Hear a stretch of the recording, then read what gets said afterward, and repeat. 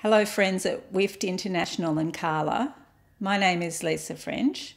I'm Dean and Professor of RMIT School of Media and Communication, which is one of Australia's largest public universities. I work across the disciplines of media, film and television, and cinema studies. My career-long commitment to supporting gender has occurred through my research, my leadership, and the work I've undertaken at both national and international levels. I've produced a substantial body of research on women in film, particularly in the Australian context, and I've had an impact on gender equality internationally as co-chair of a UNESCO network for gender media and ICTs. I'm also a lifetime member of WIFT Victoria. The chapter I wrote in the book we're launching tonight is called Gender Still Matters Towards Sustainable Progress for Women in Australian Film and Television. Gender Matters is a gender equality initiative of the federal screen agency Screen Australia, and I examine that scheme as well as the context for women in the Australian film and television industry. Australia had female filmmakers from the silent era and is well known internationally for being a supportive production culture for women. This reputation largely arose because of the numerous gender equality programs in the country from the 1970s and because Australian women have been very successful in international film and television circuits. The initiative is supported by a Gender Matters task force drawn from 17 female leaders across the screen industry, including senior industry representatives from distribution, exhibition, the guilds and broadcasters. I'm a member of that task force and the only academic on it.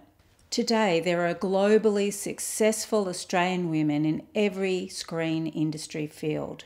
They have transnational careers and are leading practitioners.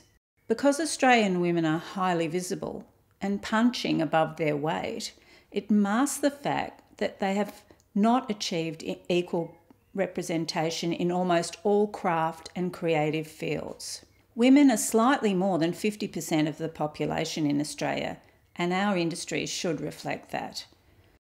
Films telling stories about women continue to be in the minority of those produced, despite strong evidence of their success proportionally at the box office and high market demand.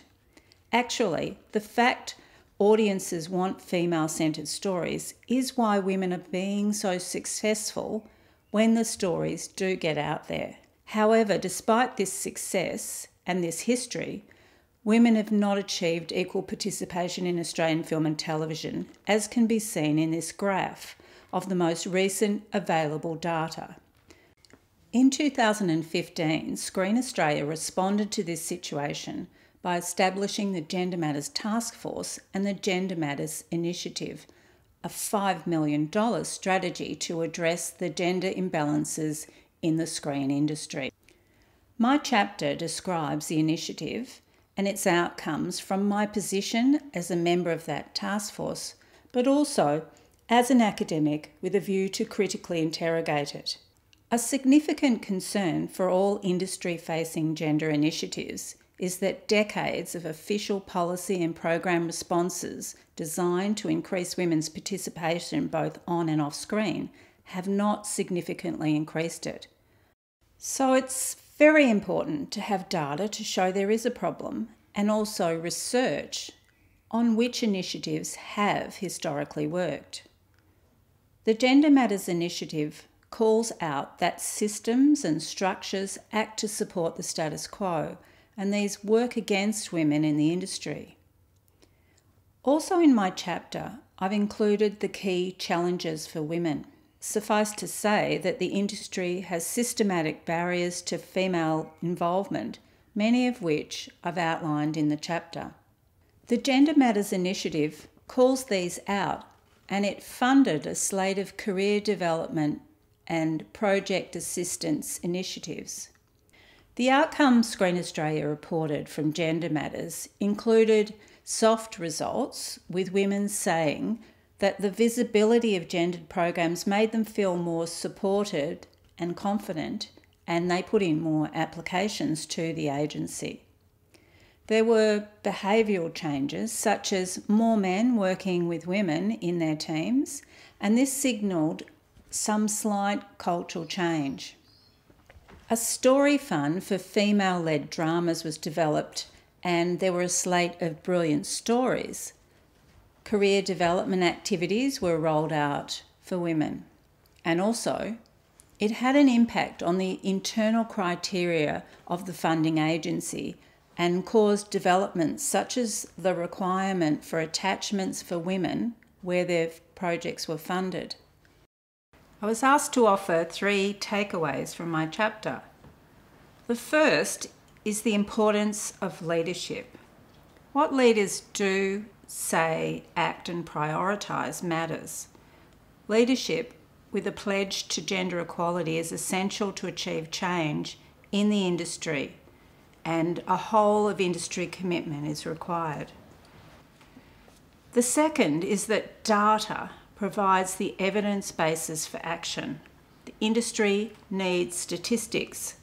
We know this to be true because statistics are being used to lobby to improve female participation. This could not be done without showing there is still not a level playing field. Research is required to understand why gender equality initiatives have not made substantive progress over time, and to evaluate which actually have worked and why. Because let's face it, there have been decades of interventions and many of them haven't worked. I would call for the industry to collaborate with scholars to work together on what data is useful, because academics are fulfilling an important role for the industry in gathering it. This is where industry and academia can join forces to ensure that fairer practices, systems and workplaces are built. All stakeholders, from policymakers, politicians, government agencies and the industry itself, need to understand the future of our industry is dependent on diversity, including gender diversity. The underutilisation of female talent in key creative roles has resulted in a lack of diversity in screen stories and a failure to make the most of creative potential through using all of the available talent. This does not make business or cultural sense. It will result in missing out on new and interesting ideas, stories, and storytelling innovation. But the critical point is that there are business and cultural arguments, and high-quality human capital is essential to productivity and innovation. Changing systemic issues in the industry to achieve gender equality and equity will require more than one strategy and a whole of global industry commitment, both in our own countries and globally. Thank you so much. Enjoy the rest of the presentations and please get a copy of the book.